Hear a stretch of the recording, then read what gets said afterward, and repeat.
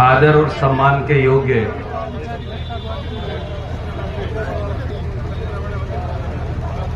अहीरवाल की धरती के बेटे,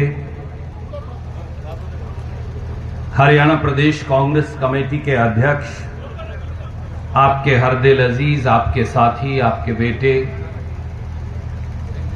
और जिन्होंने जीवन का 1 वर्ष और आज पूरा कर लिया क्योंकि उनका जन्मदिन भी है, मेरे भाई राव नरेंद्र सिंह जी, हमारी बड़ी बहन जो लगातार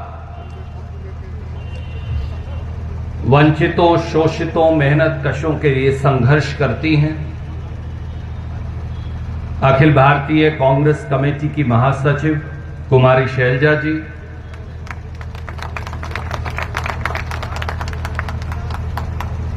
हमारी बहादुर विधायक, मैं हमेशा उनको कहता हूं आपसे पीढ़ी दर पीढ़ी का रिश्ता है, मंजू जी, श्रीमती मंजू चौधरी जी, एक और कांग्रेस पार्टी की झांसी की रानी की तरह लड़ने वाली हमारी नेता, पूर्व मंत्री श्रीमती अनीता यादव जी, बड़े भाई शिक्षाविद पूर्व मंत्री एमएल रंगा साहब, एक ऐसा नौजवान जिसने केवल संघर्ष की राह पर ही चल के देखा, कभी सत्ता का सुख नहीं भोगा, पर अहीरवाल की आवाज हमेशा बुलंद की, इस माटी की अस्मिता के लिए जो हमेशा लड़ा। जिला कांग्रेस कमेटी के अध्यक्ष भाई सत्यवीर जी, महिला कांग्रेस की अध्यक्षा, जिनके ससुर पिता जिला कांग्रेस कमेटी के अध्यक्ष रहे और जिनके साथ काम करने का मुझे लंबा सौभाग्य मिला, श्रीमती राजवंती जी, युवा कांग्रेस के जिला अध्यक्ष पुनीत जी, विशेष तौर से यहां पर आए जिला कांग्रेस कमेटी हिसार के अध्यक्ष भाई ब्रिजलाल जी, प्रदेश कांग्रेस कमेटी के कोऑर्डिनेटर, यहां के प्रभारी भाई राजेश संदलाना जी, एक और ऐसे किसान नेता जिन्होंने अहीरवाल की धरती पर हमेशा संघर्ष के बीज बोए और फसल चाहे कोई भी काट कर ले गया, मेरे भाई बलराज यादव जी, मेरे छोटे भाई सुधीर चौधरी जी, एक और युवा संघर्षशील नेता मेरे भाई गोवर्धन कसाना जी, मनोज यादव जी, अजीत यादव जी, छोटे भाई किसान कांग्रेस के जिला अध्यक्ष अनिल शर्मा जी, हमारे जिला अध्यक्ष सुभाष छाबड़ी जी, विनोद चौधरी जी, भाई मलखान जी, आदरणीय अनूप जी, सुमेर जी, मनदीप सिंह जी,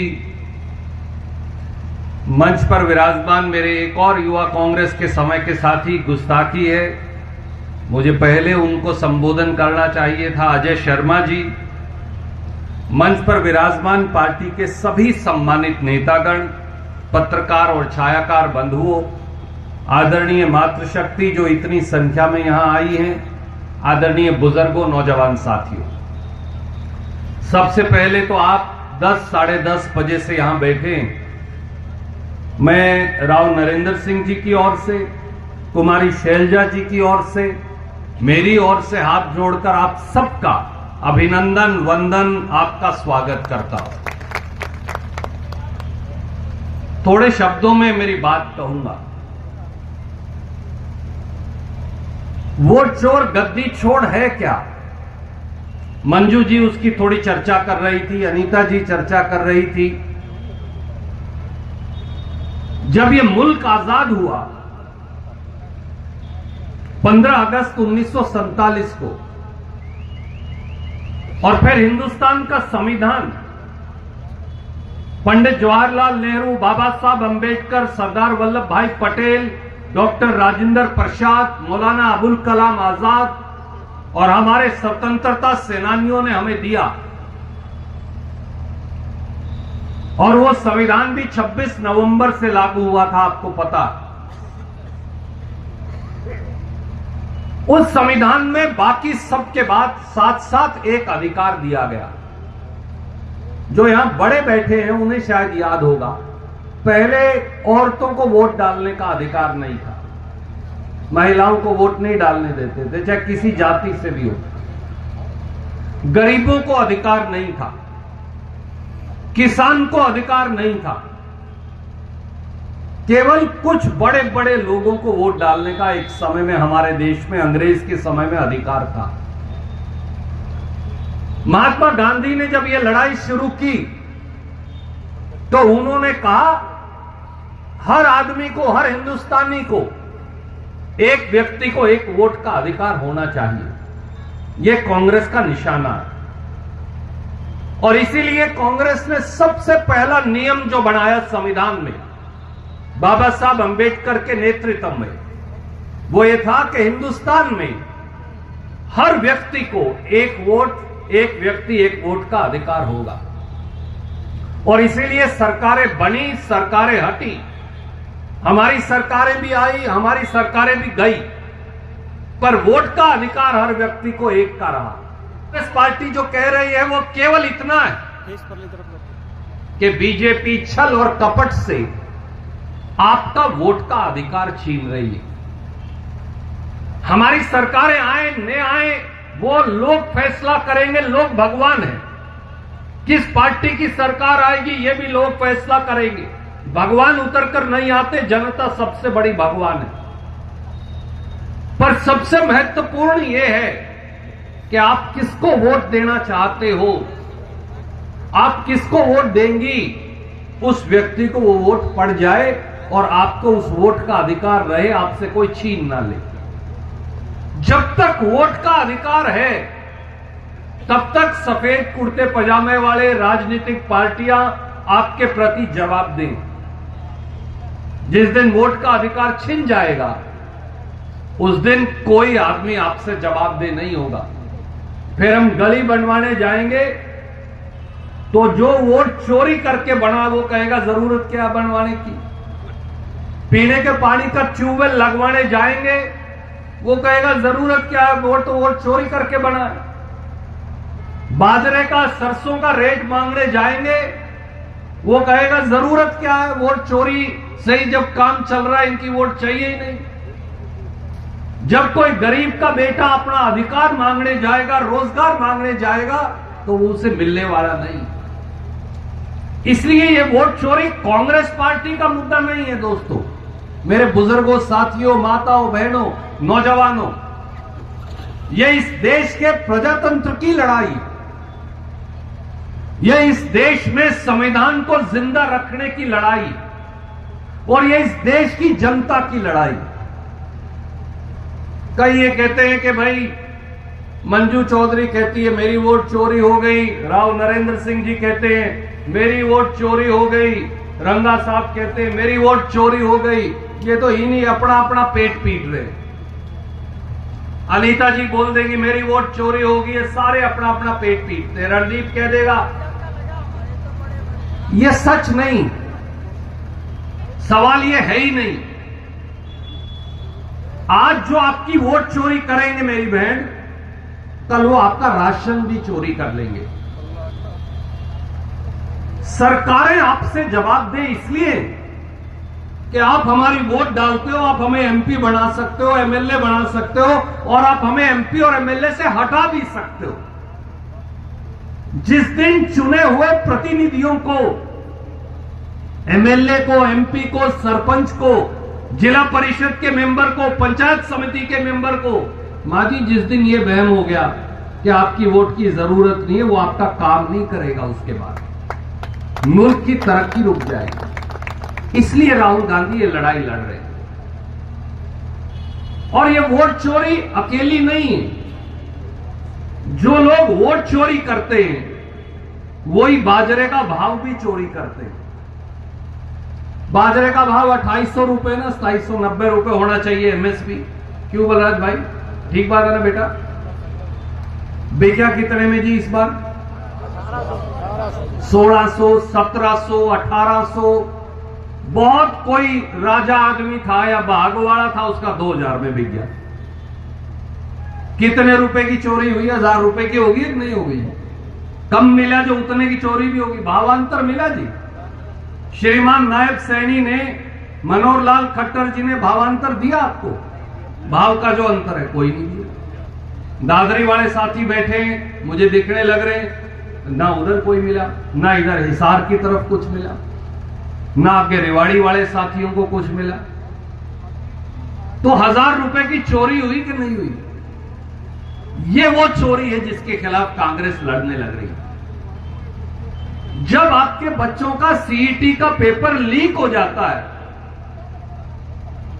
आपके बच्चे, अपने लड़के लड़कियां गुणी हैं, शिक्षित हैं, हुनर है, पर सारे नौकरी के पेपर जो हरियाणा में आते हैं वो लीक हो जाते हैं, पहले ही बेच देते हैं। वो रोजगार चोरी है, वो चोरी होने लग रही है। इसलिए कांग्रेस लड़ाई लड़ने लग रही है। खेत की फसल चोरी, बच्चों का रोजगार चोरी, जो हमारे अनुसूचित जो जातियों के हमारे भाई बहन हैं, मेरे बुजुर्गवार हैं, हमारे नौजवान बच्चे, हम उन नौजवान बच्चों को 10वीं से कम और 10वीं के बाद स्कॉलरशिप देते थे, वजीफा देते थे, ताकि गरीब का बेटा बेटी भी किसी यादव, गुर्जर, जाट, ब्राह्मण के बेटा बेटी के बराबर पढ़ सके, उसको मौके की कमी ना हो। एससी बीसी के किसी भाई को जब उनका वजीफा ये काट देते हैं, जो काट रखा है हरियाणा में, तो ये क्या है? ये गरीब का अधिकार चोरी या वजीफा चोरी है। ये हर रोज अब हरियाणा के अंदर लगभग 12 लाख लोगों की कहते हैं पेंशन काट दी। 6 या 7 लाख अखबार के साथियों ने लिखा, मैं तो वहीं पढ़ा और अपने फेसबुक वगैरह पे भी लिखा, 6 या 7 लाख लोगों के राशन कार्ड काट दिए। तो ये राशन कार्ड चोरी है या नहीं है? पेंशन चोरी है या नहीं है? कांग्रेस इनके खिलाफ लड़ने लग रही है। ये सब वोट चोरी से पैदा होते हैं, क्योंकि जब सरकार बगैर पर्चियों के बनने लग जाएंगी, जब सरकार प्रजातंत्र के अनुरूप नहीं बनेंगी, जब सरकारें चोरी हो जाएंगी, तो वो आपके लिए काम नहीं करेंगी। हमें आपका भय रहना चाहिए, आपका दबाव रहना चाहिए, आपका प्यार का दबाव भी रहना चाहिए और आपके गुस्से का दबाव भी रहना चाहिए चुने हुए हर व्यक्ति पे, वो सरपंच हो, मेंबर पंचायत हो, पंचायत समिति जिला परिषद में हो या एमपी एमएलए हो। अगर ऐसा नहीं करेंगे तो ये आपके अधिकार चोरी कर लेंगे। राहुल गांधी जो लड़ाई लड़ रहे हैं, कांग्रेस पार्टी जो लड़ाई लड़ रही है, राव नरेंद्र सिंह जी जो लड़ाई लड़ रहे हैं, वो अधिकार चोरी के खिलाफ है। राव साहब, आपने तो पीढ़ी दर पीढ़ी इस इलाके की सेवा की और इस सेवा का एक इतिहास भी। इसलिए नरेंद्र भाई, आपको मैं ये कहता हूं, याद हो आपको जब विधानसभा में हम इकट्ठे थे तो हमने कई बार, मैं एक आपको छोटा सा उदाहरण इस इलाके के परिप्रेक्ष्य में देता हूं, आज शायद हम चर्चा भी करने लग रहे थे। हर बिरादरी के नाम पे रेजिमेंट है, यदुवंशियों के नाम पे रेजिमेंट क्यों नहीं है भाई? अहीरों की रेजिमेंट बनाने में, गुजरों की रेजिमेंट बनाने में क्या इतराज है आपको? भीम रेजिमेंट बनाने में क्या इतराज है? उससे कौन सा जात पात फैल जाएगा? जब जाट रेजिमेंट से कोई जात पात नहीं फैला, जब सिख रेजिमेंट से कोई जात पात नहीं फैला, जब मराठा रेजिमेंट से कोई जात पात नहीं फैला, तो फिर अहीर रेजिमेंट से क्या जात पात फैल जाएगी? हम अछूत हैं जो अपन यदुवंशी है। मैं तो भगवान कृष्ण की धरती से आता हूं, क्योंकि कुरुक्षेत्र और कैथल जो है वो तो भगवान कृष्ण की धरती है।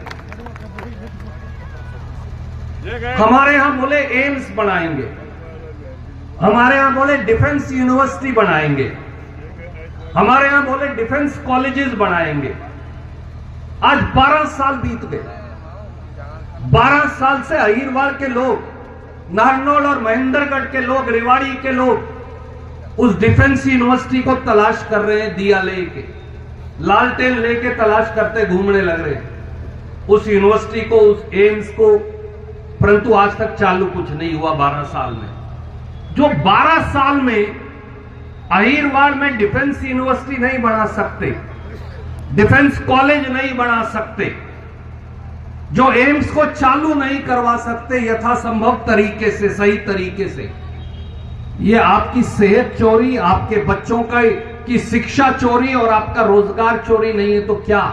इसके खिलाफ राव नरेंद्र सिंह के नेतृत्व में कांग्रेस पार्टी राहुल जी के नेतृत्व में लड़ रही है। इसलिए इसको आप अकेले एक चुनाव तक जोड़कर मत देखिए। जब जब आपके अधिकारों पर हमला होगा तब तब कांग्रेस पार्टी के सिपाही, अगर एक गरीब का अधिकार छीना जाएगा, एक पिछड़े का, एक किसान का, एक नौजवान का, एक महिला का, एक छोटे व्यापारी का, एक दुकानदार का, तो कांग्रेस पार्टी उस चोरी के खिलाफ, उस बलबले के खिलाफ खड़ी हो जाएगी। आए दिन आपका खनिज चोरी होता है, बता दीजिए मेरी बात सच है या नहीं? नारनौल और महेंद्रगढ़ और रेवाड़ी का इलाका सबसे प्रदूषित इलाका माना जाने लगा। क्यों? रोज पहाड़ तोड़ने लग रहे हैं, रोज गड्ढे खोदने लग रहे हैं। यह खनिज चोरी है या नहीं है? यह लड़ाई खनिज चोरी के खिलाफ भी है। तो मैं और समय ना लेकर मेरे बुजुर्गों, साथियों, माताओं, बहनों, आपको जहां मैं राव नरेंद्र सिंह जी का विशेष धन्यवाद करता हूं इस कार्यक्रम के आयोजन के लिए, क्योंकि ये आपकी गृह भूमि भी है, और भाई सत्यवीर जी का जिनके नेतृत्व में कार्यक्रम हो रहा है, मैं आप सबका भी धन्यवाद करता हूं। और एक ही बात आपको कहता हूं, यह लड़ाई इस देश के प्रजातंत्र और संविधान की लड़ाई है। यह लड़ाई सरकारों और एमएलए एमपीओ की नहीं है। यह लड़ाई राशन चोरी के खिलाफ, यह लड़ाई सरसों के भाव चोरी के खिलाफ, यह लड़ाई बाजरे के भाव चोरी के खिलाफ, यह लड़ाई आपके बच्चों के रोजगार की चोरी के खिलाफ, यह लड़ाई आपके खनिज की चोरी के खिलाफ, यह लड़ाई गरीब के अधिकारों की चोरी के खिलाफ, यह लड़ाई उन सब जुल्मों के खिलाफ है जो आज बीजेपी की सरकार जनता के ऊपर कर रही है। और इस लड़ाई में अहीरवार की बहादुर जनता का अगर समर्थन और सहयोग और प्यार नहीं होगा तो ये लड़ाई कभी कामयाब नहीं हो सकती। इसलिए हाथ जोड़कर आपसे एक ही विनती है कि आज जब आप अपने अपने गांव, मोहल्ले के अंदर, अपने अपने बगड़ में वापस जाएं तो इस बात का प्रचार जरूर करें कि ये लड़ाई वोटों की नहीं है अकेले, ये लड़ाई सरकारों को जनता की ड्योढ़ी पर जवाबदेह बनाने की है, देश के प्रजातंत्र और संविधान की है। सबको राम राम, जय हिंद, धन्यवाद।